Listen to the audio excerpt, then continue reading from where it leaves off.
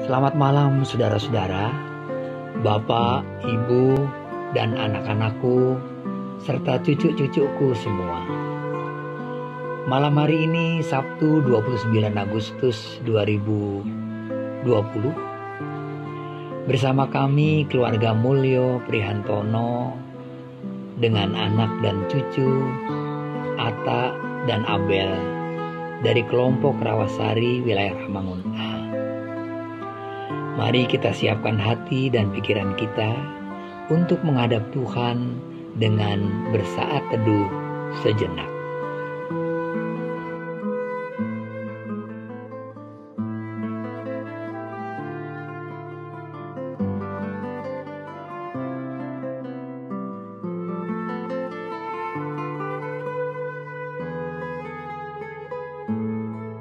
Marilah kita membuka Alkitab dari Keluaran pasal 4 ayat 1 sampai dengan 9. Keluaran pasal 4 ayat 1 sampai dengan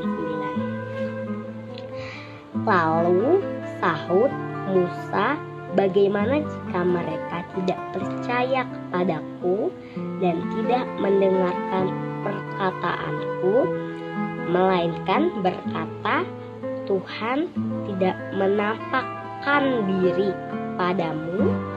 Tuhan berfirman kepadanya, apa yang di tanganmu itu? Jawab Musa, tongkat. Firman Tuhan, lemparkanlah itu ke tanah, dan ketika dilemparkannya ke tanah, maka tongkat itu menjadi ular, sehingga Musa lari meninggalkannya. Tetapi firman Tuhan kepada Musa, ulurkanlah tanganmu dan peganglah ekornya. Musa mengulurkannya tangannya, ditangkapnya ular itu, lalu menjadi tongkat di tangannya, supaya mereka percaya bahwa Tuhan Allah nenek moyang mereka, Allah Abraham, Allah Ishak, dan Allah Yakub, telah menampakkan diri kepadamu. Lagi firman Tuhan kepadanya, masukkanlah tanganmu ke dalam bajumu. Dimasukkannya tangannya ke dalam bajunya, dan setelah ditarik keluar, maka tangannya kena kusta putih seperti salju. Sesudah itu firman-Nya, masukkanlah tanganmu kembali ke dalam bajumu. Musa memasukkan tangannya kembali ke dalam bajunya, dan setelah ditariknya keluar, maka tangan itu pulih kembali seperti seluruh badannya. Jika mereka tidak percaya kepadamu dan tidak mengindahkan tanda mukjizat yang pertama, maka mereka dan percaya kepada tanda mukjizat yang kedua. Dan jika mereka tidak juga percaya kepada kedua tanda mukjizat ini dan tidak mendengarkan perkataanmu, maka engkau harus mengambil air dari sungai Nil dan harus kau curahkan di tanah yang kering, lalu air yang kau ambil itu akan menjadi darah di tanah yang kering itu. Bagaimana jika mereka tidak percaya kepadaku dan tidak mendengarkan perkataanku, melainkan berkata, Tuhan tidak menampakkan diri kepadamu? Ini pertanyaan yang Musa ajukan kepada Tuhan ketika ia diutus untuk kembali ke Mesir, karena Tuhan akan membebaskan bangsa Israel. Musa sudah lama meninggalkan Mesir, dan ia sudah hidup nyaman dengan istri, anak, dan mertuanya, dan dengan pekerjaannya sebagai seorang gembala. Jadi, bagi Musa, pengutusan Tuhan untuk kembali ke Mesir adalah pekerjaan yang mengganggu kenyamanannya. Untuk itulah pertanyaan Musa dapat juga diartikan sebagai sebuah pernyataan penolakannya atas pengutusan Tuhan. Pertanyaan Musa dapat diartikan hanya sebagai sebuah alasan saja untuk menolak. Saudara-saudara yang kekasih, bukankah kita juga kadang seperti Musa? Ketika mendapat permintaan atau penugasan di gereja yang bagi kita tidak menarik atau mungkin merepotkan, maka kita mengajukan pertanyaan yang berkesan merendahkan diri, tetapi sesungguhnya itu adalah sebuah penolakan. Nanti kalau orang tidak suka dengan gaya saya, bagaimana? Nanti kalau saya harus pimpin PA, padahal saya belum mendalami, belum memahami Alkitab, bagaimana? Nanti kalau saya harus tugas di ibadah minggu, padahal saya mudah grogi, bagaimana? Dan pertanyaan-pertanyaan lain yang berupa alasan penolakan. Saudara-saudara, mengapa Musa menolak pengutusan Allah? Yang pertama, Musa tidak yakin umat Israel masih mempercayai bahwa Tuhan peduli kepada mereka. Bagi Musa, mungkin Israel telah lupa siapa Allah mereka. Sehingga jika Musa berani menyatakan bahwa Allah Israel telah menampakkan diri kepada Musa dan mengutusnya, pasti dianggap sebagai gurauan belaka. Untuk itulah Tuhan menyertakan tanda-tanda ajaib kepada Musa sebagai bukti pengutusannya. Terdapat dalam ayat 2-9. Yang kedua, Musa tidak yakin akan kemampuan diri sendiri memimpin umat yang begitu besar. Perasaan tidak mampu ini menghalangi Musa untuk melihat kuasa Allah. Bahkan boleh dikatakan ia meremehkan kuasa dan kebesaran Allah. Ayat 10-12. Allah sangat mengerti alasan yang dibuat oleh Musa untuk menolak pengutusannya. Untuk itulah Allah membuktikan kuasanya kepada Musa.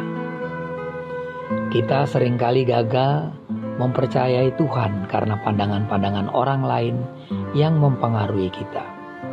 Kita menjadi khawatir ketika mendengar pandangan orang yang menurut kita lebih logis dan realistis daripada iman kita. GKJ Jakarta sudah mendapat izin untuk melaksanakan ibadah minggu secara live streaming dengan jumlah kehadiran 50 orang. Majelis mulai dengan mengundang perwakilan pengurus OPK dengan tetap memperhatikan protokol kesehatan untuk orang yang datang dan juga penataan ruang ibadah serta protokol kesehatan lain sesuai dengan ketentuan yang ditetapkan. Hal itu sudah berjalan 2 minggu, dan selama 2 minggu berjalan tersebut belum mencapai kehadiran 50 orang. Belum semua OPK dapat mengutus pengurusnya untuk hadir. Semoga hal ini bukan karena penolakan yang disebabkan kekhawatiran dengan pertanyaan-pertanyaan. Nanti kalau Kita juga tidak hendak menguji Tuhan dengan mengatakan, Tuhan menyertai dan menjagaku, lalu melanggar protokol kesehatan. Tetapi yang penting adalah jangan sampai kekhawatiran kita mengalahkan kuasa Tuhan. Amin. Marilah kita menaikkan doa Bapa kami. Kita ucapkan bersama-sama. Bapa kami yang ada di surga, dikuduskanlah namamu, datanglah kerajaanmu, jadilah kehendak-mu di bumi seperti di sorga. Berikanlah kami pada hari ini makanan kami yang secukupnya, dan ampunilah kami akan kesalahan kami, seperti kami juga mengampuni orang yang bersalah kepada kami. Dan janganlah membawa kami ke dalam pencobaan, tetapi bebaskanlah kami dari yang jahat. Karena Engkau yang punya kerajaan dan kuasa dan kemuliaan sampai selama-lamanya. Amin. Marilah kita menaikkan doa syafaat. Ya Tuhan, terima kasih untuk firman-Mu malam hari ini, yang mengingatkan kami akan kuasa-Mu yang luar biasa. Tolonglah kami untuk senantiasa percaya akan kuasa dan kasih-Mu, sehingga kami tidak terkalahkan oleh rasa khawatir kami yang berlebihan. Tolonglah kami untuk dapat memberikan diri dalam setiap pengutusan-Mu dan tidak memberikan berbagai alasan untuk menolak. Mampukan untuk percaya bahwa ketika kami melakukan tindakan dengan tetap mematuhi peraturan dengan benar, maka Engkau ada untuk menjaga dan melindungi kami. Dalam pengasihan-Mu kami mohon. Tuhan, dengarlah dan kabulkanlah doa kami. Ya Tuhan, kami mendoakan orang-orang yang memberikan diri untuk Engkau utus dan Engkau pakai dalam melakukan tugas-tugasnya di masa pandemi ini. Kami berdoa untuk dokter, perawat, dan semua orang yang bekerja di rumah sakit. Kami berdoa untuk gugus tugas di semua tempat.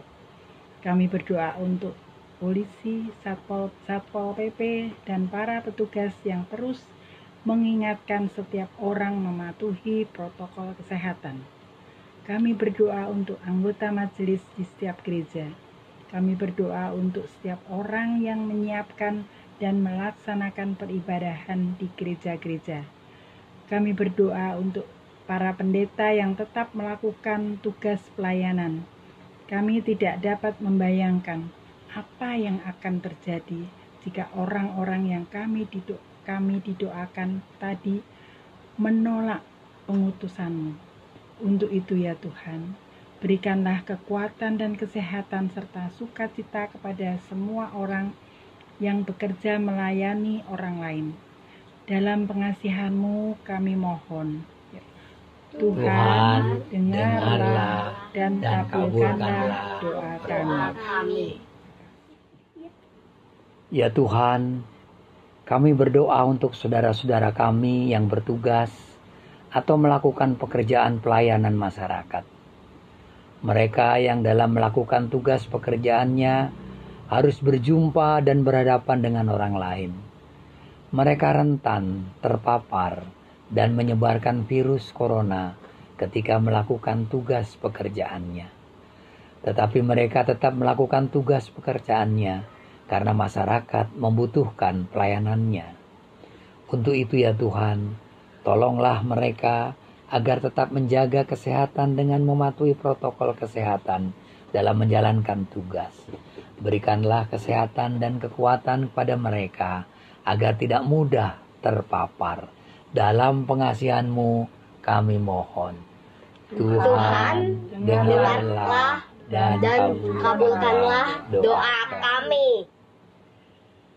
Ya Tuhan, kami berdoa untuk setiap kami di masa normal baru ini, khususnya yang sudah dapat kembali melakukan pekerjaan di kantor. Biarlah kami dapat sungguh-sungguh mendisiplinkan diri, bukan hanya menjaga agar tidak terpapar, tetapi juga menjaga agar orang lain juga tidak terpapar karena kecerobohan kami. Kami berdoa untuk mereka yang belum dapat melakukan kembali usahanya, bahkan mereka yang kehilangan pekerjaan. Tuhan, berikanlah kekuatan dan pengharapan kepada saudara-saudara kami untuk percaya bahwa Engkau tidak meninggalkan mereka. Engkau tetap mencukupkan kebutuhan mereka melalui orang-orang yang peduli dan dengan sukacita berbagi berkat dengan kasih-Mu. Tolonglah kami ketika hanya berdiam di rumah, tetap dapat beraktivitas, bahkan kami menjadi lebih kreatif dalam mengembangkan talenta yang Engkau berikan. Tolonglah kami agar tidak hanya mengeluh dan tidak melakukan apapun, tetapi mampukan kami untuk dapat menjadi produktif dan tidak memendam talenta yang Engkau berikan kepada kami. Dalam pengasihan-Mu kami mohon. Tuhan, dengarlah dan kabulkanlah doa kami. Ya Tuhan, kami berdoa untuk teman-teman yang mengalami kesulitan dalam melakukan tugas belajar. Teman-teman kami yang tidak memiliki sarana HP atau yang lainnya untuk dapat tetap belajar secara online. Teman-teman kami di tempat-tempat yang sulit untuk mendapatkan signal sehingga tidak dapat melakukan proses belajar secara online. Tolonglah mereka ya Tuhan, agar dengan berbagai cara dan sarana yang terbatas tetap dapat bersekolah. Kami berdoa untuk kakak-kakak, juga adik-adik yang bersedih karena orang tua atau anggota keluarganya meninggal karena virus corona ataupun karena sakit yang lainnya. Tuhan, hiburlah teman-teman kami agar mereka tidak sedih terus dengan percaya bahwa orang tua atau anggota keluarga mereka sudah bahagia bersama Bapa di sorga. Kami juga berdoa untuk teman-teman yang orang tuanya bekerja di garda depan, sehingga jarang di rumah, bahkan mungkin tidak pulang ke rumah. Tuhan, tolong agar teman-teman kami terus mendoakan orang tua mereka.